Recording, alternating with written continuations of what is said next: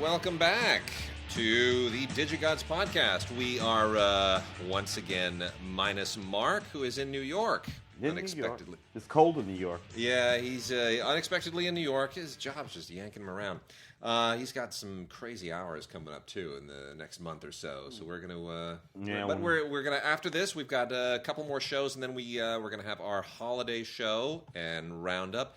And then we go on hiatus with probably a couple of cleanups in the month of December. So, but otherwise, we're getting close. The holiday show is going to be great. I'm not going to let it be 2.5 hours like it has been in the past. We're going to try to pare that sucker down a little bit. But Tim, how was Halloween? How was your Halloween? Quiet. Children don't come to where I live for Halloween, and frankly, I don't blame them. I wouldn't have come up to my door either. Well, we took my daughter out trick or treating. She was dressed as Sarah from Sarah and Duck, so she had the little stuffed duck and the whole thing.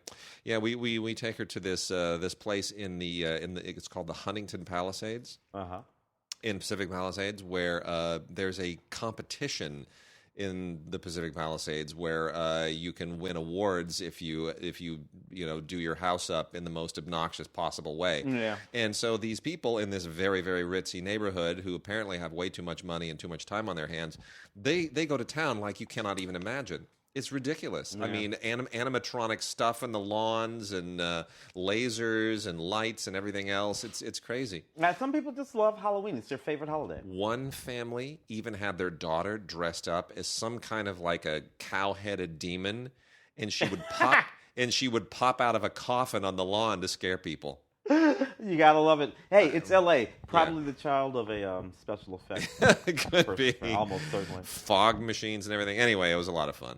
People just don't do the whole thing like when we were kids. Literally you just put on your ghost costume, cut the two eyes out of the old bed sheet or whatever, put the thing on. Nope. You walk down the street, you knock on the doors. I was sort of astonished at how many teenage girls I saw going around as Harley Quinn. And I thought, movie still sucks. Have your parents seen the movie? Yeah. Do they? Well, anyway. Unfortunate. Yeah, it is what it is. Well, anyway, we got a bunch of stuff to talk about today. I also want to make mention of the fact that Filmstruck, which is now delayed a few weeks, Filmstruck was supposed to have launched a couple of weeks ago. They wanted a couple more weeks to work out the all of the registration particulars, but I will tell you, having beta tested the stuff that I saw, and it's apparently going to be significantly better. Lay that better. out for me again. Filmstruck. So Filmstruck, new streaming service for those who have not been following this, brand new streaming service, initiated by TCM. And they pulled Criterion Collection in, and it's $7.99 a month. It's $11.99 a month if you add the Criterion Collection, their full streaming, which is not everything in the Criterion. Some things they've lost rights to, but it's everything that they have on Blu-ray and DVD current rights to. It's the full streaming collection, plus a rotating library of TCM films. Not everything TCM. They'll switch things in and out to keep it interesting.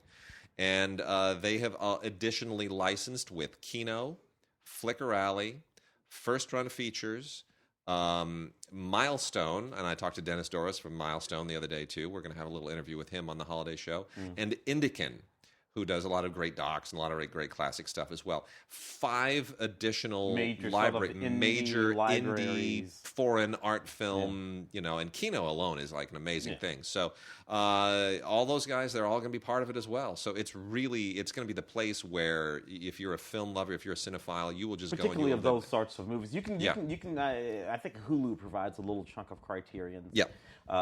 Somewhere in there, but other than that, there's really no place where you're getting. Yeah, no, this is a big deal. This is a big deal. Yeah, all right. A real cinephile sort of because it's curated. That's the thing I love about it. You go on, and it's not like Netflix where it's just like old movies, new movies, blah blah blah.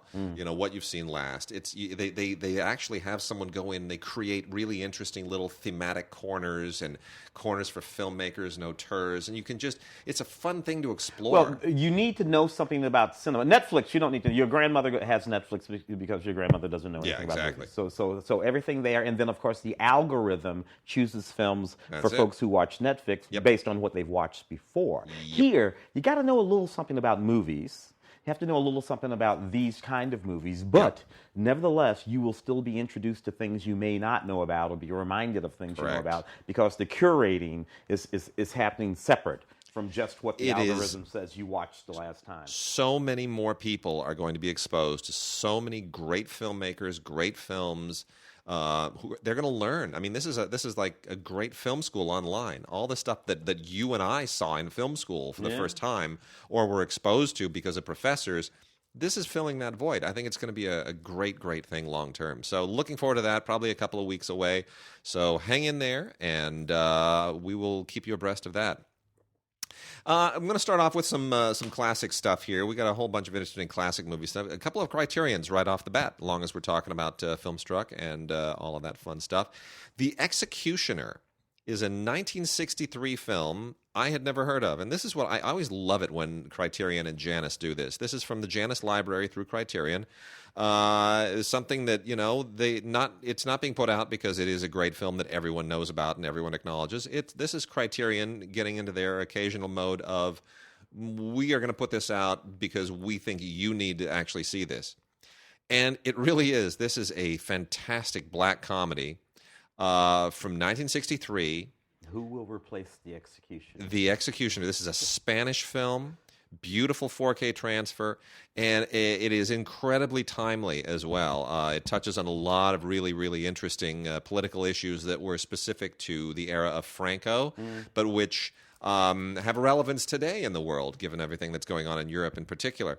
And it's essentially about it's a really, really dark comedy about an undertaker who marries the daughter of an executioner, and then basically fulfills his father-in-law's job obligations so that they don't lose their government apartment, their government housing. It's dark, and it's cynical, and it's so incredibly funny in really awkward and uncomfortable ways. And how it actually managed to get made, is sort of a miracle. I mean, it reminds me a little, in some ways, of like Children of Paradise, which was made in Vichy, France, and it was this elaborate broadside against Nazism and the occupation, and somehow got made under the radar. Reminiscent of some contemporary films coming out of Iran. Where the Middle East in general. Sure. This is not a. This is not a film. This is not a film being one of them. So that's The Executioner. It comes with a whole bunch of really interesting stuff on it. An interview with Pedro Almodovar, who knows the film very well and really has an interesting insight in it. A new bit on the film. The guy who directed it, Luis Garcia Berlanga, who I'd never heard of. Don't know him. They talked to his son, and they talked to other film critics and people who can sort of speak authoritatively to his career. And then there's a 2009 bit from Spanish television about the film, which is really, really interesting. So very, very interesting discovery. Just a really terrific film, and what a great one from Criterion. And then we talked about Shortcuts a few weeks ago on DVD. They got us the Blu-ray. And you know what? If you're a fan of Raymond Carver or of Robert Altman, you go nuts for Shortcuts. I deeply love this movie. Aside from the fact that it's an inside Hollywood movie, this is 1993. Yeah. So we were here, and we were inside Hollywood. True. At that time, and how he looks inside Hollywood is kind of scathing about it. It is, everything about these stories is it sort of splits the interesting difference between Carver and Altman in a really, really interesting way, and it's just terrific. Beautiful, beautiful Blu-ray transfer. The lot of extras here, tons of extras. Conversation with Altman and Tim Robbins from 2004. Luck, Trust, and Ketchup. Robert Altman in Carver Country, which is a 1993 documentary about the making of the film that I had never even heard of. I had no idea that even existed. That's interesting. Yeah, Luck, Trust, and Ketchup. Robert Altman in Carver Country. Really, really interesting look into the film. It's funny, Chris Penn being in this in the earthquake sequence, which I went to school with Chris. Yeah, lost Chris a couple of years ago, and it's so sad to me that he's gone. It's hard to believe. Great seeing him in this. And then there's a 1983 audio interview with Carver that was done for the American Audio Prose Library, which is also very interesting. So it's not all Altman all the time. There's a lot of Carver in there, and the Blu-ray transfer is gorgeous. Tim, we finally have Marx Brothers on Blu-ray. Outstanding. It's not every Marx Silver screen collection. It's not every Marx Brothers movie, but it's 5 really, really good ones. And I'm sorry that A Night at the Opera is not here. That's my favorite Marx Brothers movie. But that being said, they'll all come out eventually. This is the Marx Brothers Silver Screen Collection. All beautifully restored with an hour's worth of extras. And here are the movies that you get. You get The Cocoanuts, which is okay. 1929. Yep. Animal Crackers, very funny. Very Monkey Business, terrific. Horse Feathers and Duck Soup, immortal. 29, 30, 31, and 32 and 33. Those all those movies were back to back to back. Boom, boom, boom. Yeah, that's the way they used to do it back in the day, folks. Yeah, that's it. Yep. So you don't get A Day at the Races, and you don't get Night at the Opera, and there's obviously other stuff that you're not getting here, but again, it will all come out eventually, and you get the Marx Brothers Hollywood's Kings of Chaos, which is a feature-length doc all about the family, and they interview everybody, including our friend Leonard Maltin. And it really gives you interesting insight into the family and how they. I mean, because there were 2 more brothers, Zeppo and Gummo. And Gummo, who I think was the first to leave. Gummo's the oldest. Went behind the scenes entirely. Zeppo is in like 2 of the films, and he's a total straight man. But Zeppo and Gummo were kind of the business geniuses. Apparently, Gummo, right? Gummo is the one that sort of set up the corporation and the licensing and did everything else. And it's fascinating stuff. Really an interesting family, just a legendary American family. So that, and you also get rediscovered footage for Animal Crackers that has been edited back into the film that was originally taken out so that it would meet production code standards. We've taken Animal Crackers and we've turned it into the film that it was always meant to be by adding it back in. So this is Animal Crackers that has not been seen in 80 years. And you know what? I haven't seen it that way too. I can't wait. It's really amazing. Inside the NBC Vault, Today Show interviews with Harpo and Groucho and Bill Marx. And home movies and a lot of other really great stuff. You also get 5 brand new audio commentaries featuring Harpo's son, Bill Marx, and a bunch of film critics, and of course our good friends FX Feeney and Leonard Maltin. So, and look, as somebody who has done a doc that FX was interviewed for, and who has done commentaries with FX, I can tell you nobody gives better commentary than FX. It's a joy. So that is the Marx Brothers Collection Silver Screen Collection: Cocoanuts, Animal Crackers, Monkey Business, Horse Feathers, and Duck Soup. Everything else will come out eventually, but you got to have those for now. It's a great start. Talladega Nights, The Ballad of Ricky Bobby, Will Ferrell, one of Will Ferrell's funniest films, I think. I can't even see the title of this without saying Little Baby Jesus. This is the big, hairy American winning edition. I have to believe that they've released this now to try and exploit the election in some way, that somehow they think that this has appeal in Trump country. They may be right. It's an odd time to release a 10th anniversary of this film, but why not? There's 90 minutes. First of all, it's insane that film was 10 years ago. Right? Let's just say that. I'm sorry. That bugs the hell out of me. Seriously. I did a set visit for that movie. Yeah. It's just nuts that it's a decade ago already. That was, and you're right. It's the funniest of that sort of that sort of set of movies that Will Ferrell did. The one about basketball, Semi-Pro, I think is the name of it. It lives in that zone a little bit. And you know what? I love the way it looks at that whole sort of NASCAR, South Carolina, North Carolina scene. And it plays on every one of those things, but you know what? It's not really that mean about it. It's not, right? It's just funny. It's just incredibly funny. And this was the first thing where Sacha Baron Cohen kind of made a screen presence known. We all knew him from television, right? Yeah, Ali and all that. Yeah, Ali G. But this was the first time that he kind of stepped out of that Ali G character into something else. And he's great. He's really a great presence. And of course, John C. Reilly, and this is one of the first things he did with Will Ferrell, and they just have great chemistry. So it's a lot of fun. I just think this is really one of the funniest films that Will Ferrell has ever done. Just really, really great. Tons and tons of stuff on here. There are 2 discs. There's a theatrical version and the unrated version. The theatrical version has lots and lots of deleted scenes and interviews and raw takes, and they even have Adam McKay's video diaries, which is pretty funny. Auditions and a commentary, and then there's a director and friends commentary on the unrated version. And Will Ferrell returns to Talladega featurette. A lot of other fun Walker and Texas Ranger featurette. A lot of fun stuff on here. So it's they know their audience, and they're having fun with it. All right, Tim, you didn't see Inferno, did you? I heard you talking about Inferno on our radio program, Film Week, KPCC 89.3, or listen to the podcast. So I understand it deeply. Of course, the first one.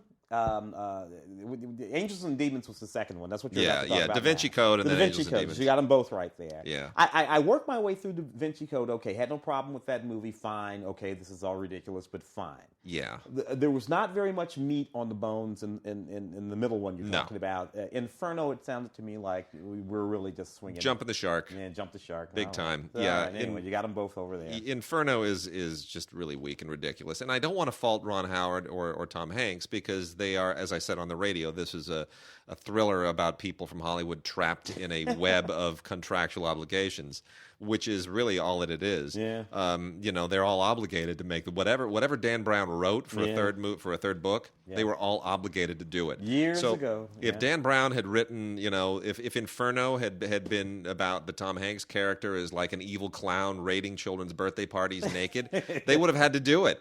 That was in the contract. So you can't fault them. Dan Brown just wrote a stinky novel, and everybody had to somehow try to make it not stink. Which we can only hope this is the end of that. Anyway, so you have a special first look with all new interviews that teases Inferno on both these re-releases of Angels and Demons and the original Da Vinci Code. That's the only reason they're re-releasing these things, just to try to squeeze a few more dollars out of everybody off of some momentary notoriety. The Da Vinci Code, both of these are Blu-ray and ultraviolet releases. If you want to, I'm not sure the original releases of these had ultraviolet on them, so that might be for those who are fans of these movies, might be a selling point. But Da Vinci Code is not a terrible film. It's just kind of cheesy. It takes a really preposterous concept and it sells it pretty decently, I think. Yeah. It's this sort of silly myth that has always existed, and he strings together enough plausible, little clues in order to get you to a place where you don't completely and totally hate it. By the time you get to Angels and Demons, the clues are becoming thin, and the goals. Seriously. Jesus is. Long lost great. I don't even know how many granddaughters. That's where we're going. So the transition here is that, of course, John Calley is no longer alive, the Warner Brothers exec and the legendary producer who we gave a LAFCA Career Achievement Award to some years ago. He passed since, and his presence as a producer is sorely missed. What also changes is Akiva Goldsman, who I'm not really a fan of, but he wrote the original Da Vinci Code. Get co-credit with David Koepp on Angels and Demons, and Koepp gets sole credit for Inferno. And you can tell, because Koepp, he's written that's what he does. He writes these particular kinds of puzzle movies, and it's all action, all puzzle, all running all the time. And Mission it's rather Impossible. Silly. Yeah, exactly, yeah. All that stuff. So anyway, so new Blu-rays of Angels and Demons and the original Da Vinci Code. Gregory Peck, Centennial Collection. Ooh. To Kill a Mockingbird and Cape Fear. I'm gonna say the only reason really to get this, I still recommend the special edition of To Kill a Mockingbird, but here's the only reason to get this is for the ultraviolet, because both of these films now have ultraviolet codes here, so you can kick it up, or you can obviously check them out on iTunes. In any case, Gregory Peck Centennial Collection, To Kill a Mockingbird and Cape Fear, both on Blu-ray with ultraviolet. And then last on our classics list is a whole big, beautiful pile of Twilight Time Blu-ray releases. And you can go to twilightimemovies.com and grab these. That's where you can get them exclusively. These are all limited releases. from Twilight Time, classic movies that they have licensed from various libraries, mostly 20th, but a lot of really great stuff in here and really, really good transfers. And I just love the labor of love that these guys put in. First off, 9 to 5, which has been musicalized for Broadway, but I got to tell you, this is still one of the all-time great cast successes. Colin Higgins directed this, and you want to talk? I mean, Tim, you realize how long it's been since this movie was made? 1980. Bing. 80. 1980. Yeah. Yes. Wow. 1980. It doesn't feel that long. It does not. And you know what? That movie holds up in terms of humor. Frankly, the zeitgeist of the day is the zeitgeist of today on the heels of some things said about Donald Trump. And Dolly Parton, Lily Tomlin, Jane Fonda, Dabney Coleman. Dabney Coleman being just the perfect villain. Yep. He plays that villain just absolutely exquisitely at the center of that movie. So here, I'm going to really scare you now. This was 36 years ago. 36 years ago. Do you know what was 36 years before 9 to 5? Mark hates it when I do this. We go from now, 36 years ago, to 9 to 5. In 9 to 5, if they go back 36 years, do you know where they land? Where do they land? 1944. World War II is still on. Oh, wow. Oh, my goodness. My God. That means, all of those, everybody on that cover would have been a child, but nevertheless on the planet. It's just weird to me. Yeah. Just, time slows down and... Anyway, so 9 to 5, Dabney Coleman, still just absolutely terrific as the evil boss. Fantasy sequences are great. Dolly Parton, Jane Fonda, Lily Tomlin. Terrific pairing of actresses. Nobody would ever think to have put those three people into a movie. Certainly wouldn't think to do so today, but what a great pairing. And a lot of fun. Tons of special features. Isolated score, as you usually get. There's an audio commentary with all the actresses and producer Bruce Gilbert. Audio commentary with Patricia Resnick, who's the screenwriter, and then film historians Julie Kirgo and Nick Redman, who is, of course, one of the Twilight Time principals. And other little featurette bits here. Dolly Parton and Lily Tomlin are interviewed. There's deleted scenes. It's really this is one of the best things that Twilight Time has ever put out. They really, really loaded up the extras. Sterling Hayden shows up in that movie. Sterling Hayden. You know, my mother was almost nanny for Sterling Hayden. Did I ever tell you that? I've mentioned that on this show before. Yeah, when my mother was just fresh off the boat and dating my father. My mother, of course, from Germany. For those who don't know that. Yeah, she had nannied in Switzerland and she'd nannied in Scotland, and she was looking for a nanny position here. And Sterling Hayden was one of the positions she interviewed for to take. And my father, having a bit of Hollywood history, was like, no, that's not a place I'm going to have anyone that I'm associated with. And he talked her down off the because Sterling was a little off the few marbles loose. So let's go through some other stuff. We got a couple of Bronson films here. Murphy's Law, Charles Bronson. Kind of standard stuff for the 80s era post Death Wish Bronson, but just kind of still doing the same thing. Yeah, kind of doing the same thing. There's an audio commentary here with Kathleen Wilhoit, who's in the movie, and Nick Redman, and it's perfectly fine. It's it's not an amazing film, but it's not one of the worst that he's done. A little better is Bronson and his wife Jill Ireland in From Noon Till 3. Yeah, middle 70s. Yeah, this is mid 70s. This is really a really, really sharp film. It's kind of atypical of the way that westerns mutated from their 50s and 60s sort of tough John Wayne, John Ford, Jimmy Stewart angsty stuff. Everything got a little jokey in the 70s, light and frolicky and jokey. And it wasn't just Blazing Saddles. It was, the James Garner stuff. And, Going South. I can think of a half. Yeah, Going South is another one. Things got a little bit lighter, and that's what this is too. Frank Gilroy, the writer-director, gives us something that's a little bit between the 60s and the 70s era thing, and it's wonderful. It's really, really fun. Beautiful photography by the guy who shot The Wild Bunch. Elmer Bernstein wrote the music, which you get as an isolated score track, which is really, really terrific. And, it's just always wonderful seeing Bronson with Jill Ireland. Their real-life chemistry always comes through. Eye of the Needle. Love that movie, Donald Sutherland. Right. Directed by Richard Marquand, the late Richard Marquand, who did Return of the Jedi.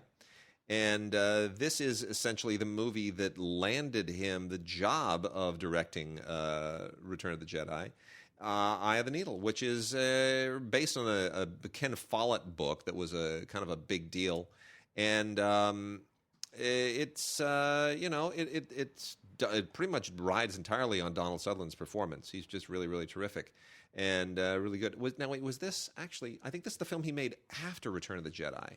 Was it before or after? I want to say this is the one that got him the job. I think you're right about that. I think it's the one that got him that's the job. World War II. He's a secret agent. Yeah, D-Day is in the offing. Yeah, right. They have that whole decoy thing going with all the paper. And he gets stranded in Scotland. Yeah. And it's an interesting little kind of intrigue off the beaten path of everything else that's going on in World War II. Anyway, really, really very nicely done. Julie Kyrgo and Nick Redmond do another really, really fine commentary. There's also John Burlingame, who's a music historian, weighs in on the commentary as well. And it's a great isolated score track. Really terrific. Also from Twilight Time, Bobby Deerfield, one of the more underrated Al Pacino performances. This is from 1977, a year in which Star Wars overshadowed everything. Directed by Sidney Pollack. Just really rock solid in every conceivable way. It's about basically he's playing kind of a Mario Andretti type character, an American race car driver. American race car driver on that European circuit. Pretty good. My mind always goes to Le Mans, though. When I think of movies about race car drivers from that period. That Steve McQueen film. But this is just so polished in that Sidney Pollack way. Really, really nice. And you get the original commentary that Sidney Pollack recorded for the previous release before he passed. Yeah. So that is always lovely. A movie I used to laugh at, and which I'm a little nostalgic for now, Remo Williams, The Adventure Begins. I love that movie. Now, I'll be honest. There's something deeply, deeply troubling to me about seeing Joel Grey in that horrible yellow face makeup. You couldn't get away with that today. Could not get away with that today, and that's a good thing. But that being said, if you can forgive that, and if you can look past that as an attempt at making a James Bond kind of a action franchise launcher that just didn't pan out. It's not Guy bad. Hamilton was Goldfinger, right? Yeah. Guy Hamilton did Goldfinger, and he did Diamonds Forever. Diamonds Forever. 3 or 4. Yeah, I mean, really, he was trying to bring the Bond action to a new franchise. Is Fred Ward that guy? Not really. Not really. he was like a blue collar, Bondian sort of guy. And then of course you had that whole sort of But today though, it lives in that same zone with movies like Buckaroo Banzai. Sure. And it's a fascinating 80s artifact. It's a fascinating 80s artifact, and it's a lot of fun. A lot of great extras on here. On how they trained him and the design of the film, composing the music. A lot of good featurettes. So that's a fun Blu-ray. My other big pick of the week, beyond 9 to 5, is Boxcar Bertha. The 1972 sophomore film from Martin Scorsese, which is the one that basically got him Mean Streets. Mean Streets happened because Boxcar Bertha was so terrific, and Barbara Hershey is so young and so beautiful and so amazing in this.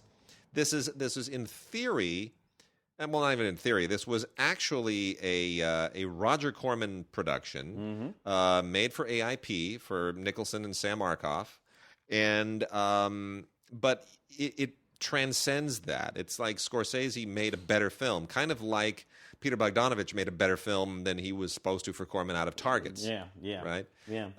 It's really, really great, based on on an actual Depression era crime story, and meant to sort of riff off of Bonnie and Clyde a little bit, kind of in the wake of Bonnie and Clyde. They wanted to do this. Those Angie Dickinson movies. Right. Popular at the time. They were trying to do all those old outlaw movies.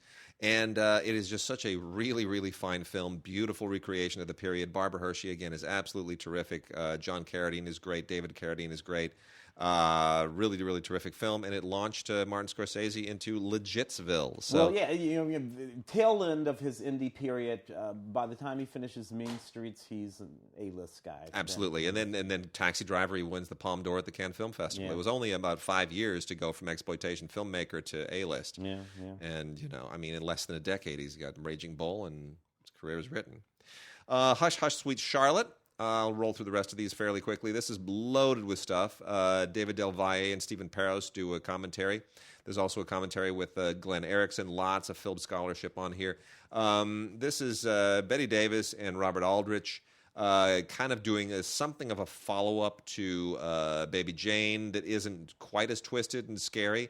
A lot of that has to do with the fact that you don't have Joan on this. There's no Joan to sort of pivot off of Betty.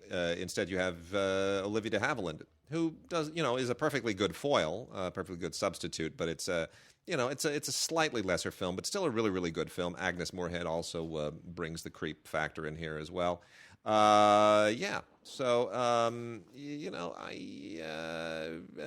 I recommend the film, but you sort of have to have, I think, a little bit of a historical sense of where it comes from to sort of be able to latch onto it. It really does riff off of Baby Jane in a lot of ways, and if you haven't seen Baby Jane, I'm not sure you'll have a full appreciation for it.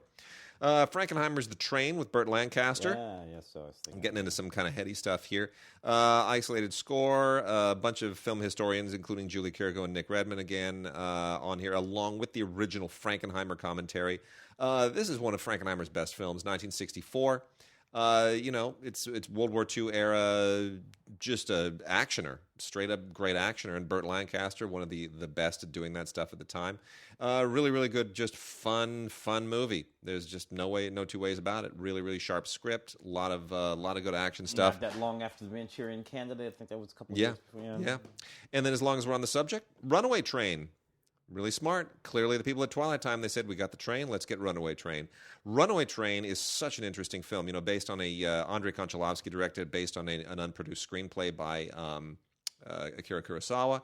And this was an attempt by Canon Films to go totally legit, to basically do something that could have gotten them an Oscar nomination, could have been a Best Picture nominee. Great score by Trevor Jones. You get it on isolated track. Eric Roberts and very young Eric Roberts, who's also on the commentary. It was just a terrific film. I think the Canon, the shadow of it being made by Canon was sort of made it impossible for them to actually get the kind of cred that they wanted to get out of it.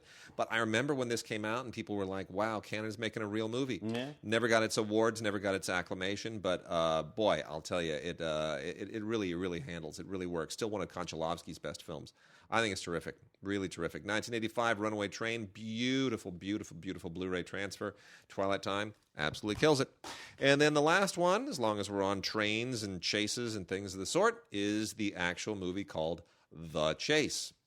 This is our last Twilight Time release of late from 1966.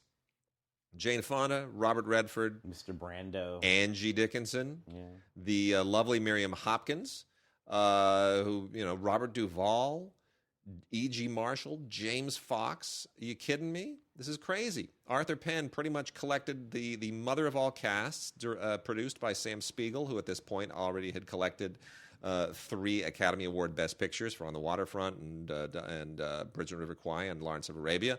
So he could get anything made that he wanted to. And Horton Foote and Lillian Hellman. Seriously, seriously, based on Horton Foote original material, Lillian Hellman doing the adaptation. Yeah, it's absolutely great. And this all takes place in this. It's all about this prison break in this small Texas town. And all of the corruption and the politics and everything that sort of surrounds it. Really just an absolutely fantastic movie. Brilliantly put together. Arthur Penn, never better. And the best part of this is the John Barry isolated score, because I've never been able to find this score on CD. So, outstanding. Just terrific. All right, Tim, we got new movies. What do we got new movie-ish? Including extremely new Captain Fantastic. Interesting to talk about Captain Fantastic here on Blu-ray, Viggo Mortensen. So this film is one that will probably be talked about as awards season creeps along here. I don't know, would not be on my list. Viggo plays like an old hippie, right? Yeah, this guy, and he takes his family out into the middle of nowhere so he can raise them, raise his kids and live right. one of those sort of lives in the middle of nowhere. And it's all very, quaint and interesting until the wife gets sick. And this is when I have a problem with this film. with the nature of the characters in this film, the movie itself, because he doesn't want to break this thing that they're doing, right, to go and take care of his wife. And I'm like, no, that's not the way this works. Now we go back to civilization. You had your fun out here in the trailer with somebody's sick. We get our hells, get Kaiser, baby. Yeah. We get our asses over to Kaiser. That's where we go. Anyway, nevertheless, that's just my thoughts about that bonus feature. Insane or insanely great. I don't know what that means. It's like, is that like a doc or something like that? Insane or insanely great. Yeah, what does that mean there? I was that's a featurette. It's a featurette. That's the name of the featurette. Okay. It's just a featurette. That's all they've got on here. Wow, that's fascinating. Yeah. All right, well, Captain Fantastic, Blu-ray and Ultraviolet. Look at Vigo doing such unusual outside the box work ever since he was supposed to have been the new action star, right? Yeah. Nerve. This is Emma Robertson, Dave Franco, not James, but Dave, who looks like you know what Dave Franco looks like, and I thought of this as soon as he starts showing up in all those Neighbors movies. I thought Dave Franco looks and acts like, well, best example I can think of is Joe Estevez. This is like, right? This is Martin Sheen's younger brother. Yeah, this is like, well, we can't really afford the real thing. Is there anybody that looks and sounds like him? Hey, that guy looks and sounds like him.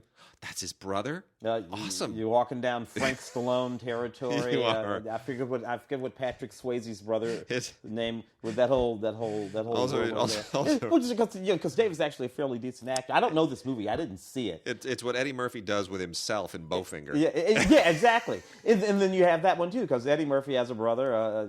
Eddie Murphy's brother, who's actually an hysterically funny guy. Yeah. Well, there you go. I didn't see this movie, so I don't know much about it in terms of the film itself. I know it's a Henry Joost, Ariel Schulden film. Those are the guys who did that Catfish film a few years back. It says that it's about an industrious high school senior who gets involved in some things online with it. So I don't know, whatever. Maybe it's fine. It seems like one of those millennial films, Blu-ray and digital HD. That the millennials will love, but you know what? I don't really know much about that, so I'm just gonna let that one go. Skiptrace. Oh, I hate this movie. Jackie Chan and Johnny Knoxville. I so hate this movie because here you go. So a number of years ago, it seems to me maybe about 20, someone figured out that if you pair Jackie Chan with a comedian, usually a black comedian who is skinny and talks fast, Chris Tucker, that you can get a lot of funny out of that. And then after that ran out, they decided to we'll pair him with the guy Owen Wilson, a couple of, and then they decided so that's this still happening. Skiptrace is this is a film Jackie's wanted to make for years and years and years, and I'm sorry, I love Jackie. I wrote a book about Jackie. I've interviewed Jackie. I've worshipped Jackie like a god. That's a Rennie Harlan film, which is another guy that goes way back in our history. Rennie Harlan's career completely went kaput in Hollywood. Cutthroat Island, I think, pretty much did him in. That kind of did him in, and he relocated to Beijing. He lives in Beijing now. Did you know that? I had no idea. I would have thought he would have went back home. This thing opened with like $70 or $80 million, biggest opening of his career. Now, granted, it's all Chinese money. It's all Chinese audiences. But those are the kinds of openings that movies are having in China now. And it says something. It says something about the industry as a whole. It says something about the industry as a whole, I think. That a movie can open in China. Yes. Starring Jackie Chan, obviously, an icon, and Johnny Knoxville, and make, whatever you just said, it's ridiculous. And most Americans will have never heard of this movie and will watch it on Blu-ray. So basically, Jackie's a detective, and Johnny Knoxville is a rogue. And he's kind of, he's like this cheater and gambler and everything else. And they wind up being awkward partners, mismatched buddies, trying to take down some international drug lord. But it's so poorly written. It's ridiculous. It makes no sense. It goes off on silly, crazy tangents. It's just slow. And the action scenes are about half speed. Jackie needs to stop doing this stuff. Yeah, just cut it out, Jackie. This is Jackie at like, in second gear compared to what he used to do, and you feel so bad for him. He's in his 60s and he's trying to still be like he's in his 20s. Well, and you put Johnny Knoxville in the movie, maybe you get a few yucks. So unfortunate, and almost there's a director commentary, and that's it. It's really, but it still made money in China. Justin Lin was the director of Star Trek Beyond, the last released Star Trek movie. I hated this too. 4K and Blu-ray. Look. This is the worst of them thus far. The Wrath of Khan movie, the remake of Wrath of Khan, or not the remake, but the sequel. To that, I enjoyed that movie. I did. I enjoyed that. I know you don't care for any of these things, but I enjoyed that middle movie. Didn't work. For this one definitely slips deeply. Anyway, full of all kinds of deleted scenes, a featurette. You have commentary tracks, and let's see. Oh. The young Anton Yelchin appears. That is the only thing that that almost redeems this, is that it's Anton Yelchin's last film, and he's good. He is good as always. Such a tragic passing. And that's on 4K Ultra HD with really some beautiful HDR. I mean, this thing is so digital and there's so much CGI. It sort of blows off the screen, but. That whole kind of the whole base that they wind up in, that whole space going mini planet giant base thing that where all the climax takes place is gorgeous. It's gorgeous in 4K if you've got all the gear to check it out. But man, anyway, there's a thing on here, To Live Long and Prosper, 50 years of Star Trek, which is perfectly fine, but the 50th anniversary deserved a better movie. It's also a movie called The Last Film Festival, which is Dennis Hopper's last film. We're talking about a lot of last films here. This was made some time ago, not released until last year. It is a low budget indie that kind of plods along based on the people they were able to get in it. It has Lily Sobieski in it, and Jacqueline Bisset, JoBeth Williams, a lot of people who just really needed work, I guess. It's a little too inside. Dennis Hopper plays this producer who's trying desperately to get his film distributed, and if you don't know that scene, and if you don't know the film festival scene and what little film festivals are like. And what goes into them, and the politics of them, especially things like South by Southwest. I don't know that this really makes much sense. It doesn't work in the same way that we talked about Shortcuts. Another very inside Hollywood movie. Yet somehow you didn't need to be one of the sort of folks who were in the movie in order to access the movie. Whereas this, if you don't get it, you don't get it. Yeah. So anyway, this is from Monterey. If you're inside baseball, it'll still work for you. But it's anyway. All right. Looking at a thing called Lights Out. From director David Sandberg. I didn't see this film, but this looks interesting to me. It's on Blu-ray. It's from producer James Wan, who is the producer on Blu-ray, who's the producer of the Conjuring series and the director of the Conjuring and the director of the Conjuring films, who previously was in the Saw. He was one of the central guys to that. This is supposed to be pretty good. As I understand it, special features include some deleted scenes and whatever. I suppose if we're talking about the curation of these sorts of movies, particularly around Halloween, that's what it has to offer. So it's a digital HD and Ultra Blu-ray here. Special features only include some deleted scenes. So an absolute terrible movie here called Fight Valley. I was originally supposed to review this for radio. Could not get through more than 10 minutes of it. I kid you not. I could not get through more than 10 minutes of this. If you look, and I love movies where women fight and beat the crap out of each other and men. I do, always have. But I live there. Yeah. But this is just not right. This is all about underground. This is basically tries to be a female fight club. That's sort of the idea behind it, but it's so poorly done. I mean, all it is they load it up with a lot of kind of alternative music, and they want to give a lot of female fighters and people who are not actors and cannot act a chance to show up in this movie.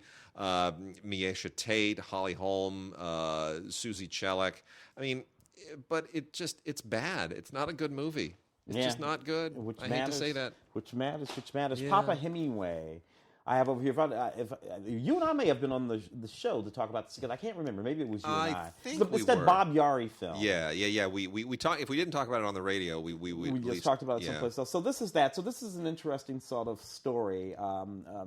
directed by Bob Yari, and it was told to him by a fellow who happened to be one of Ernest Hemingway's, or Ernest Hemingway's last sort of attaché, last sort of secretary, a young man who goes to live with Hemingway down in Cuba when he was at the house in Cuba with his third wife, and sort of watched the sort of unraveling of Hemingway and everything that leads up ultimately to Hemingway's. This movie has a lot going for it, but it has some things that are working against it, including an actress named Aminka Kelly. Who plays the love interest of the young man played by Giovanni Ribisi, who goes to see him, and I'm sorry, she just cannot act at all. Just at all. And one really centrally bad performance can sink a movie. Yeah. And it kind of sinks this movie. Bob Yari, probably a better producer than director. Anyway, this is digital HD. I'm looking to see if it has any special features on it. It does not have any special features on it. So, Papa Hemingway. Well. All right, Papa Hemingway. It's such an unfortunate movie. Yeah. Good idea, but man, it's just really misguided. Independence Day Resurgence. Yeah, we had 20 years to prepare. So did they. You know what? If you're one of the audiences that if you're the audience for the original Independence Day and you've had 20 years, you have not been preparing for this. No, and you've not prepared enough. Really an unfortunate movie. It rehashes what it didn't need to rehash, and the stuff that it needed to reinvigorate, it didn't reinvigorate. And the thing that the anchoring thing of the original Independence, and in the original Independence Day, obviously Will Smith. Will Smith was already a movie star. Yeah. So that's one thing. Yep. Right. And then of course that whole sort of zeitgeist was at the time was still sort of into big alien invasion movies. Yeah. Special effects were fairly. It was CGI was pretty new at the time. Exactly. For that way. Particularly done on that scale. Yeah. All of which has been done and done and then done and then done again. So nothing about the CGI in this movie would make you want to go watch it. Will Smith is not in this movie except as I think he appears in a photograph. Yeah, painting in the movie. And then I'm sorry, I'm going to give a little something away here. Fine. Turn off the radio. Turn off the podcast for 1 second. They kill Vivica Fox early in the movie. Yeah. You want to endear me to this movie? You don't do that. You don't kill Vivica freaking Fox. She survived the first damn alien invasion so that she could marry Will Smith. Anyway. Yeah. Well, it's ridiculous. It's a Jeff Goldblum show. They throw Liam Hemsworth in here because, well, every action movie has to have... Jeff Hirsch is still a lot of fun in that movie, too. Yes, he is. I guess every action movie now has to have a Hemsworth somewhere in it. And that's a thing now. Yeah. I think that's contractual. Yeah. So anyway, it's pretty much a Jeff Goldblum show. I have to say, without Will Smith and without Randy Quaid, Randy Quaid. Bill Pullman and Jeff Goldblum just can't carry this. I need Will Smith to be cool, and I need Randy Quaid to be crazy. What's he doing, by the way? Is he still floating around with his wife in Canada on the lam? And hiding from the IRS, dropping his pants on YouTube, doing whatever he's been doing. He's starting to make Glenn, the character from the vacation movies, look like a normal guy. Glenn. Yeah. I have this one here called A Beautiful Film. I did not see this, but I intend to just from reading about it. It's about a dancer who is a little bit crazy and isn't quite aware of what's true and what's fantasy in her life. And she's sort of trying to figure it out. I like this. The lead actress is the actress that's on a new series, Abigail Spencer. She's on a new series called Time After Time or something like that. It's a new series about time travel, which, when I first heard about it, struck me as a perfectly ridiculous series. It's about these people who travel back in time to stop this other guy who's traveling back in time from doing things to affect the future. And all they do in every episode is go back in time and affect the future. They do everything from step on butterflies to save people from dying to each other, and every time they come back to the present, everything's all different again. And I'm thinking to myself, just stop. Yeah. Just cut it out. Just screwing it all up. Anyway, that's what this is based on. Nothing, no special anything on this, but it looks like it might be pretty good anyway. The Id. On Blu-ray, I'm going to say an interesting thriller. I wish it had had a little bit more meat on its bones. To be honest, I wish it had a slightly bigger budget. This is a very, very indie horror thriller kind of thing. Kind of a horror thriller thing. I wish it had a little bit more money on it, but still, interesting concept here, even if it's not realized as well as it probably should be. This is about a woman who has been whose father was horribly, horribly abusive, and she has basically wasted her life caring for him until there is suddenly a change, a twist. Something happens that enables her to sort of redeem herself and to perhaps I can't give anything else away, but it will affect her relationship with her father. It will affect them both. As a psychological study of a person who is on the edge and who has sort of been getting there for the better part of her life, I think this is really, really good. There are times when you wish, I wish somebody like Polanski had made this, because it feels like the kind of thing he could have just really turned the screws on. But it is nonetheless it is very, very well thought out, and despite the fact that it has a small budget, it's done really well, and it's a very nice Blu-ray transfer. So that is called The Id. Yeah. I thoroughly enjoyed this film, A Last Cab to Darwin. It's an Australian film starring Michael Caine. I like this movie a lot. It was just a lovely movie. It's about this guy, he's a cab driver, small town where he grows up, finds out he's going to die, finds out he doesn't have long to live. Yep. Gets in his cab and decides to take a drive about us as opposed to a walkabout. To the other side of Australia, where Darwin, where they're going to be able to do to give him effectively a medical supervised suicide, death with dignity. Yeah. And a lot of Aboriginal folks in it. Jackie Weaver shows we know Jackie Weaver from Animal Kingdom and a couple of things. So and that Australian football playing Aboriginal guy who kind of tags along and is such a fascinating figure. What it reminded me of the most, anyway? The Straight Story, that David Lynch film from X number of years ago. I have to always make this all like little something. Absolutely. So just a perfectly lovely little movie. Absolutely. And then really quickly, a movie that we can it's almost impossible to describe, The Midnight Swim. Midnight Swim is one of the most unusual films. Jennifer LaFleur, I love her. Yeah, really a strange, unusual, fascinating film that has been in all kinds of festivals, and it's almost David Lynchian in many respects. It is a very strange and unusual movie that defies expectation, that defies explanation. It is worth checking out. Do a little search online if you need to know more about it. There's no way that I can actually even describe it. The Midnight Swim, really, really quite a sharp movie, and yeah. All right. Some other. We got a few other things. I got a couple. That's right. Because this is a Le Carre adaptation. Big nut. I'm nuts about Le Carre. Yeah. Those books, which used to get adapted all the time back in the late '80s and '90s. Russia House and the Tailor of Panama and all of that kind of stuff. This is our kind of trailer. Stellan Skarsgård is in it, adapted from the Le Carre. I like this. It's not the best Le Carre film, but it's good. I mean, mainly because Ewan McGregor is so good. And it contemporizes all of that stuff. And it's a little bit more present day than all of that sort of Cold War stuff that's using Smiley's people and all that kind of stuff. Although, nevertheless, still classic Le Carre. And a great cast, too. I mean, Ewan McGregor, Stellan Skarsgård, Damian Lewis, Naomi Harris. Great bunch of people. Can't go terribly wrong with that. Cannot go wrong with What was on there? I forgot. I didn't look. Deleted scenes, featurettes, that's it. Just some interviews, usual EPK kind of stuff, but really, it's it's pretty sharp, really pretty sharp. Cafe Society, Woody Allen doing that thing. He's just knocking them out every 20 minutes over the last maybe 10 years or so. He's running about 70-30, I would say.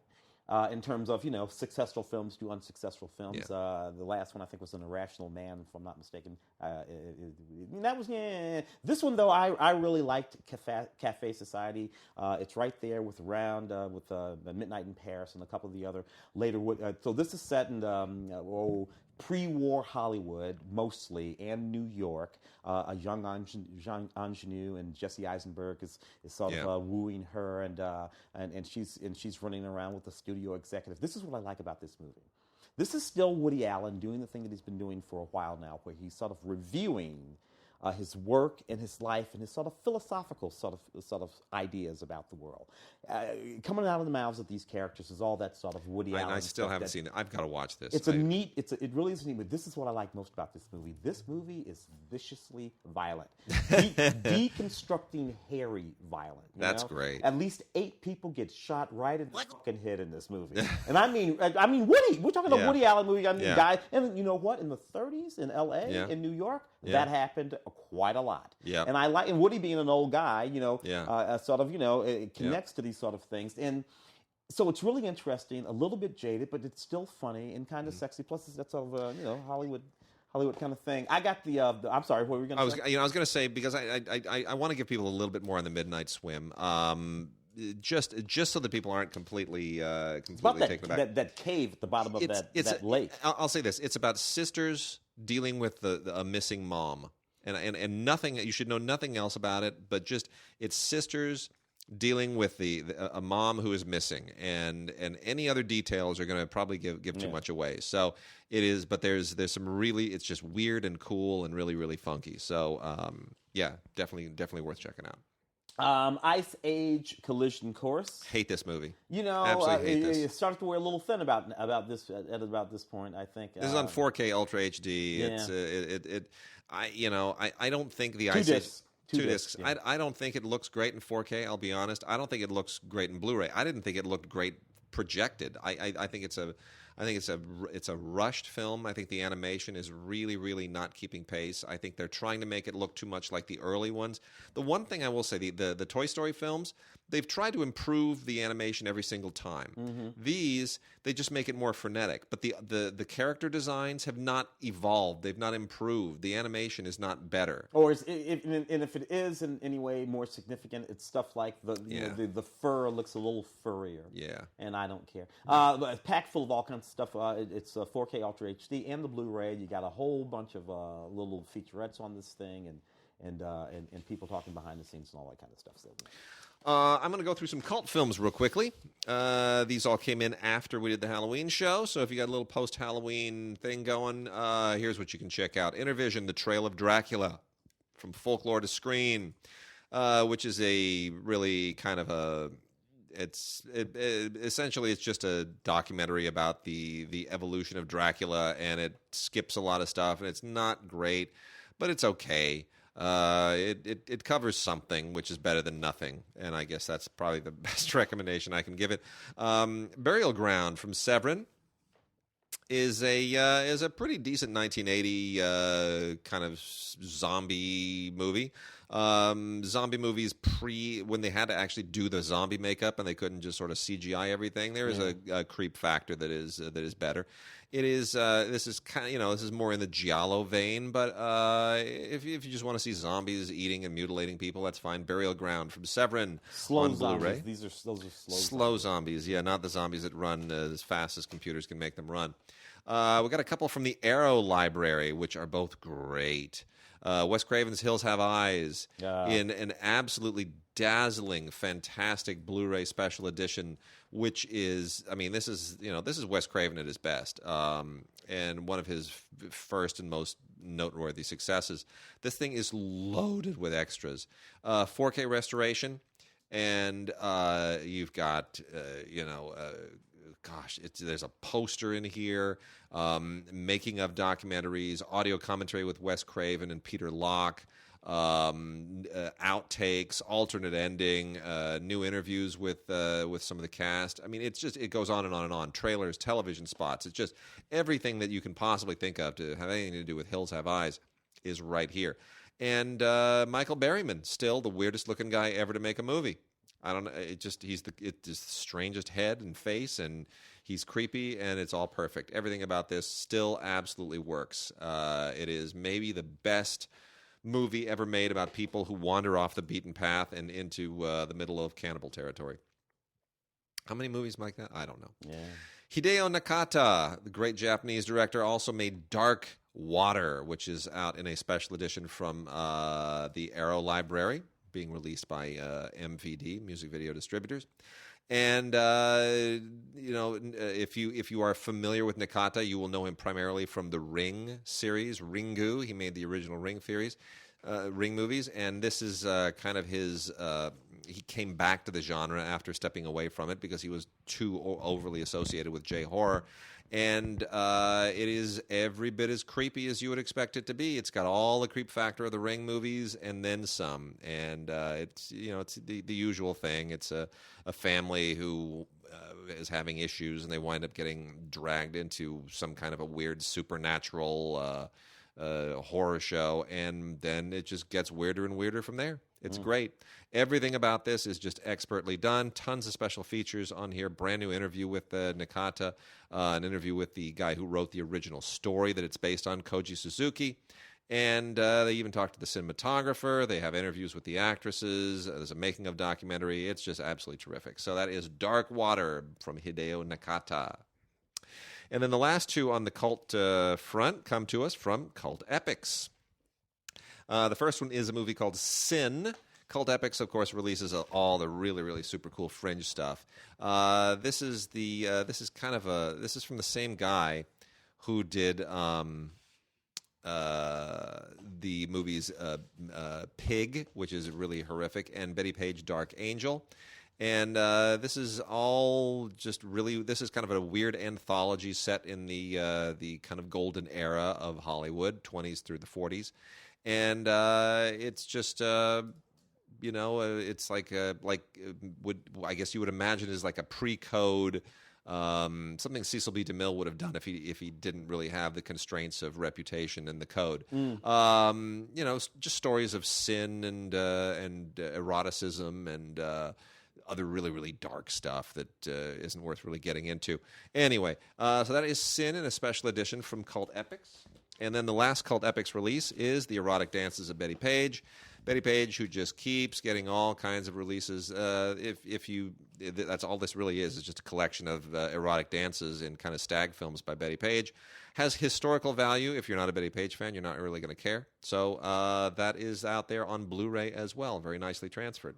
I got a few television series here, including some British series, some of which I actually rather enjoy. Cool. Janet King. This is series 2, The Invisible Room. Janet King plays a singer prosecutor who goes on maternity leave and comes back, and she gets this sort of assignment. The interesting thing about this, of course, is that separation between barrister and solicitor in the British system. So you have the sort of dynamic. Still don't understand that. I just wear different clothes. They wear different clothes, and one I think it's the barrister that stands in front of the judge, if I'm not mistaken. That's a barrister, and the solicitor is sort of like paperwork person. Who prepares trials. If you say so. Something like that. Anyway, interesting. This has behind-the-scenes featurette that's 35 minutes long, and it's a highly intriguing and captivating series about that. Dr. Thorne, which is a Julian Fellows production. Julian Fellows, of course. Downton Abbey. Downton Abbey fame. This is a very interesting series, which I thoroughly enjoyed myself as well.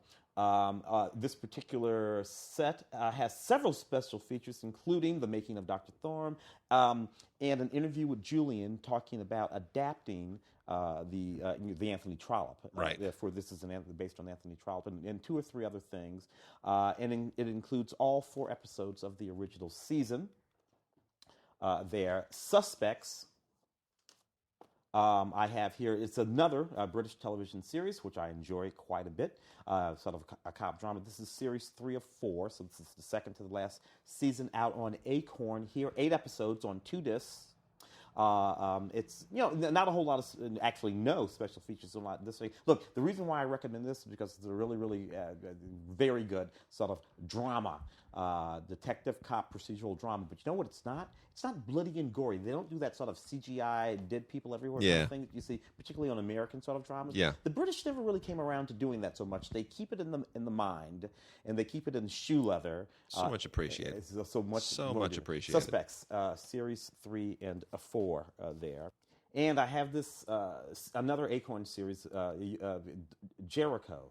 This is so good. This is a good show. This is a really, really, good show. Western show at the center of it is a black cowboy. It's sort of a British Western too. It's great.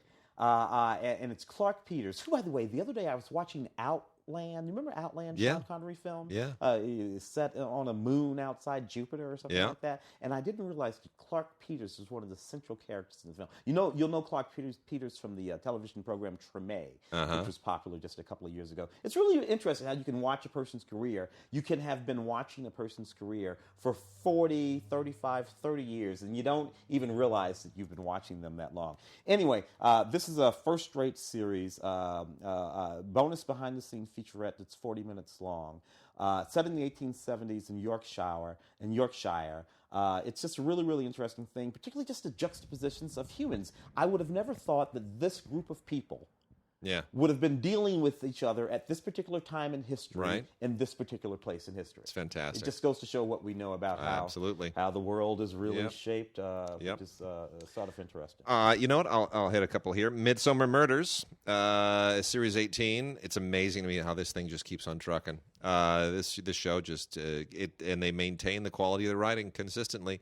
It's a small English village, and we get the rural detective work that goes on with John Barnaby and Charlie Nelson, who are the inspectors, and it's amazing how much stuff they can continue to drag out of this.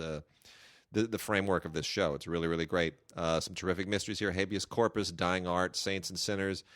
In all, 6 new mysteries. Really, really good. Midsomer, Series 18. I have When the Heart Calls, which is another sort of series, a 5-movie collection. This particular one. This is an interesting thing. This is season 3 of 4. It's about a young teacher who goes off to the wilds of nowhere to a small coal mining town to become a teacher in the West. And Canadians, and I mean actual Canadian Mounties, the guys in the red with the Canadian hat, that's in this movie. Rather intriguing. It's set during the present day, though. It's beautifully shot. That's what I like most about it. And again, it's about stuff that you just don't actually, And if you grew up watching Family, what was the movie with the little twin girls and Bob? God, I can't remember the name of that television series. It was a television series, and it had the comedian, and he was a widower, and he had the 2 little twin girls, and John Stamos was the brother. Who stayed with him. Full House. Full House. Yeah. And eventually John Stamos married Lori, I think Lori McLaughlin was her name. Yeah. And she was insanely beautiful. Yeah. Another actress who I'd been watching for 30, 35 years. She's in this movie. You know what I love about her? Huh. She looks exactly like she looked when she was 30 years old. That's her right there in the corner. That's amazing. Only with the red. Yeah. Doesn't age. Absolutely beautiful. Absolutely beautiful. Indian Summers, 2nd season. If you haven't seen this show, it's really terrific. It's great. It takes place in the 1930s in basically the British enclave in India, where they, which they did in Shanghai and everywhere else, where you get to be British and act like you're British and pretend like you're still in England, only you're not. And fantastic. Julie Walters has she's just. Yeah. I give that woman make her the queen. She's so great. She's basically what JR was to Dallas, she is to Indian Summers. Yeah. She's great. It's beautifully shot. Fantastic cast. Art Malik, who was previously in Jewel and the Crown, is just terrific. And I'm so glad Rachel Griffiths is in this as well. And I love Rachel Griffiths. Haven't seen her in a while since 6 Feet Under.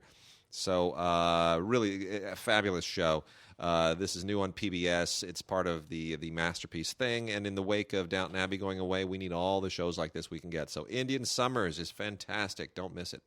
Michael Fassbender in a film that I had not seen called The Devil's Mistress. Yeah. Strikes me as interesting. What do you know about this one, Wade? Anything in particular? Just a little bit. I have not seen the entire thing. I've seen bits and pieces of it. It is it's something of an okay period recreation of the English Civil War. When we think of things like A Field in England, which you and I saw for the radio, which was made for next to no money, and that's also set during the English Civil War, you sort of think, well, why can't they do a little bit better? I mean, the production value could be better, probably should be better. This was made some time ago. This is, I think this dates to about 2009, so it's not really, really recent. But it's being put out now because Michael Fassbender is hot and awesome now, and so everybody wants to kind of dig up everything that he's done previously. So anyway, but it's okay. Devil's Mistress, could be better, should be better, but Peter Capaldi and Dominic West are in it, so you have a good cast. I have series 1 of Agatha Raisin. This is an interesting series. This is an interesting television program because it's actually kind of funny. Agatha Raisin is this PR executive, a high-powered PR executive. And she returns to her small town, right, and she becomes a sleuth, sort of like a Miss Marple. But she's still a PR executive while she's solving crimes. It's kind of funny. I thoroughly enjoyed it. This is season 1. It's from Acorn, behind-the-scenes featurette, and a few other things. The Disappearance is also from Acorn. This is a 2-disc set that is, even though it's from Acorn, it's not British television, it is French television, which is normally the domain of MHC Networks. But in this case, it looks like the Acorn people are expanding, and well, they should. This is really, really good stuff, especially for French television, which has been kind of uneven in these kinds of things. But this is a French crime drama. And all about a missing teenage girl, and it is really well written and is really well acted and incredibly well put together all around.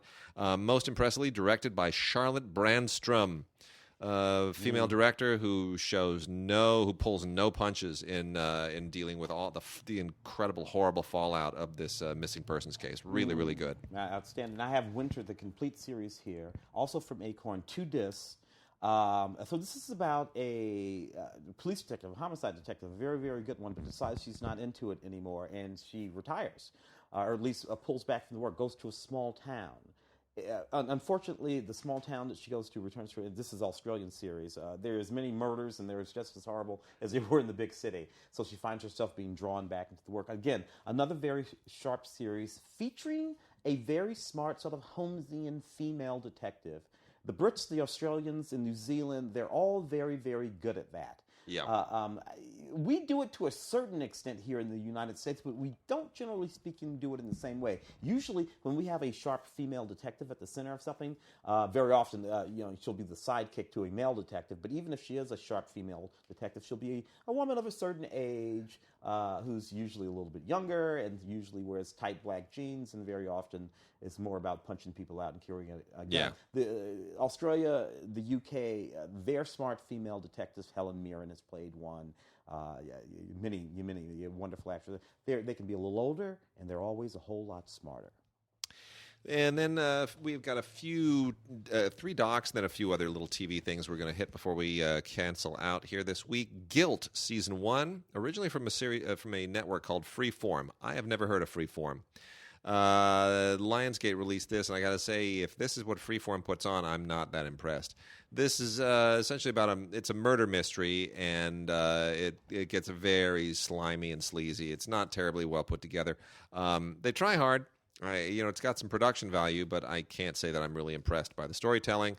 Let's see where it goes in the future. If anybody out there has seen Freeform, by all means, let us know, and let us know what this is by way of network. There are networks I've never heard of. So gods at DigiGods.com. That's where you can always reach us. And then Ancient Aliens Season 9 from History Channel continues to find all kinds of I don't know how they keep stretching this out. Season after season, they just keep reaching and reaching and reaching. So here we go. We're on 9 years of Ancient Aliens, and it just feels like they're really, really reaching. So I can't really recommend that either. Hee Haw, Salute, Collector's Edition. This is more 5 hours of Southern attempt to do laugh-in a way that it appeals to the rural South. That's basically what it is. I'm not going to pretend like I did this brother. We all watched from the hood didn't spend a whole lot of very happy hours watching those goofballs. We watched it. We all watched it. A lot of good performances on here, basically. Tanya Tucker and Conway Twitty and Mickey Gilley and Tammy Wynette and Freddie Fender. There's a lot of good stuff on here in terms of the performances. So that's what's really worth checking out. And then lastly, on my little pile here, I got to really, really highly recommend this. Batman: Return of the Caped Crusaders. This is a fascinating new animated movie. An amazing new animated movie that DC and Warner Brothers have put together with animation that essentially replicates the old Batman TV show from the 1960s, and which it gets at least the 3 remaining voice the three remaining cast members of the original Batman show come back to do voice talent in this. Oh. Adam West, Burt Ward, and Julie Newmar. Who are all still remaining. They are all still remaining. They're the only ones. Everybody else is gone, Frank Gorshin and Burgess Meredith, they're gone. And Cesar Romero. Yeah, all gone. So even Yvonne Craig, which breaks my heart. That girl. So they're all gone, but otherwise, it is a really cool animated tribute to that original show, and I think what a great idea this is, and I hope they do more. This is a Blu-ray, DVD, and ultraviolet combo set. It is smartly written. It is a lot of fun, and the voices that they get for the Joker and the Riddler and the Penguin are also really, really good and pay homage to the originals as well. So I thought this was a whole lot of fun. If you love the original show, you're going to really, really enjoy this. I got Preacher over here, season 1, adaptation of a graphic novel series, as I understand it. I watched a good chunk of season 1 of this. It didn't captivate me. In particular, I don't know the graphic novel series. So you got Dominique Cooper and Ruth Negga in this, who's quite good. Plays a vampire. It's about this a whole sort of. That's Ruth, who's in Loving. She's in Loving. Who's going to probably win an Oscar? I put her on my list. Already. Anyway, this is a Blu-ray gag reel, chainsaw fight breakdown, Behind the Killing Machine, Saint of Saviors, deleted scenes, extra scenes, all kinds of stuff. It's sort of an extension of the pilot there. Night of. I don't know this. Are you familiar with this? Oh, Night of. Yeah. Let me talk about that. Night of. John Turturro, really, really good in this. It's called What Happened the Night of. This is on a Blu-ray and ultraviolet combo set. And this was on HBO recently, and it's one of the. This is like the flip side to what was the Ernie Hudson prison show? Oh, Oz. Oz. Okay, this is not Oz. Okay, this is the anti-Oz. That's what this is. This is basically looking at the grittiest, worst, most deeply upsetting part of the current prison system. And all of it kind of looking through like an Upper West Side police investigation of a murder, and it is really, really upsetting. They're pushing a lot of contemporary buttons, a lot of current political buttons in the current political debate, both centering around things that have been said in the presidential campaign and before. And it is very, very upsetting when you see the way that the criminal justice system works, the way it's depicted in this thing. Written, I should point out, by Steve Zalian, of course, Schindler's List, and who just does a really fantastic number on it. It feels like something that probably should have been released theatrically, but it's so dour and so downbeat and so depressing. I think HBO really is the only place that this could and should have wound up. Where people sort of deal with it. Yeah. I've got Beowulf Return to the Shetlands here, which is a sort of, imagining of Beowulf returning to the Shetlands after we haven't been away for a very long time. Yes. This is interesting in that it has a number of notable people in it, including William Hurt and Joanne Whaley, used to be Joanne Whaley Kilmer. Yeah. Years and years ago, who I haven't seen around in a while. This is an interesting sort of mini-series. Swords, wolves, stabbing, cutting, hacking, slashing. Beowulf. And the last three things we're going to talk about this week, we're well past time. Three docs should make mention of. Hot Type, 150 Years of the Nation. This is from Barbara Koppel, who is one of our great living documentarians, especially with political subject. The Nation magazine. The Nation magazine, which, for those who have not necessarily followed it, The Nation has a fascinating history. It was originally a magazine of the Republican Party, Republican abolitionists created it pre-Civil War. And then it eventually became a very, very kind of liberal magazine in the New Deal mold. And it's recent, which actually makes more sense than it sounds. It does. It makes a lot more sense. Yeah, it makes a lot more sense. And where it kind of went from there is really fascinating and a little bit depressing for people who were fans of it. But in any way, without giving anything away on the arc of this documentary, Hot Type, 150 Years of the Nation, is really worth checking out. Just because Barbara Koppel is so damn good. And the magazine lasted 150 years. Yeah. The Best Democracy Money Can Buy, the movie, as long as we are on political topics. This is, again, you some of this stuff you do have to take with the understanding that we are in a very, very political and partisan season.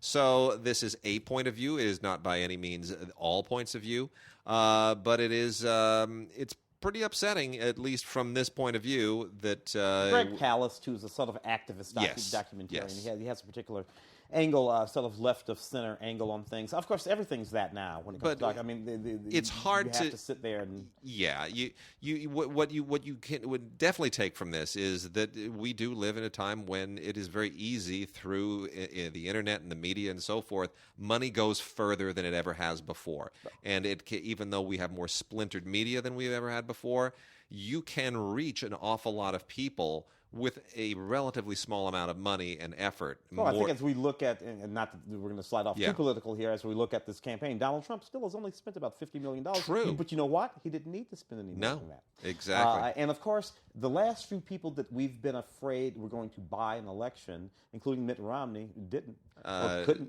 Jeb Bush spent more money in 1 month trying to be Donald Trump here in California. So Citizens United and all of that interesting, but it's not really playing out the way people were afraid. The way people thought. The world is changing. Yeah. And the last one here, highest recommendation from both of us for Norman Lear, just another version of you, the American Masters tribute to Norman Lear. Plus 90 plus years old. 92 years old. Yeah. And he's sharp as a tack and amazing. And, this is on Blu-ray from PBS. It's such an amazing look at this giant in television history. Guy who changed television, changed society, changed the culture. Love the way that documentary is constructed, too. Very often you have Norman Lear watching moments from Norman Lear programs. So he's sitting there watching. Deeply affected by it. These moments and those moments, and then commentating on what it is that he's just seen. You get into his personal life, his family, his early career, when he was a writer on the Martin and Lewis show, and those little bits where he'd show up on TV every once in a while. Jerry Lewis would say, "Here's one of our writers, Norman. Come out here." And I remember seeing those. You know why Norman's? This is. I do not know if he says this in this documentary or not, but he probably does. Particularly, is anything behind any commentary or anything on that? There is just not a commentary. There's Bill Moyer's thing about Norman Lear, just featurettes basically, some casting stuff from Mary Hartman. That's about it. I don't know if he says it any place in that doc. I don't remember, but I've heard him speak recently. I was at a thing. You know why he got into sitcoms? Residuals. Yeah. Sitcoms paid residuals. The other shows that he had been doing before. And because he came from a very traditional Jewish family, he was raised to be a good provider. Yeah. You want to be a good provider. And that exact phrase, you can hear every Jewish grandmother. And if you know a little bit about his father, that becomes another sort of layered thing, deeply layered topic. Such a great doc. All right. That's it. Tim, thanks for sitting in again. Mark will be back next week, and then we'll have we got 2 more shows, and then the big holiday show, and it should be a good one. So, all right, email us at gods@digigods.com. Send us whatever you want, and we will see you next week.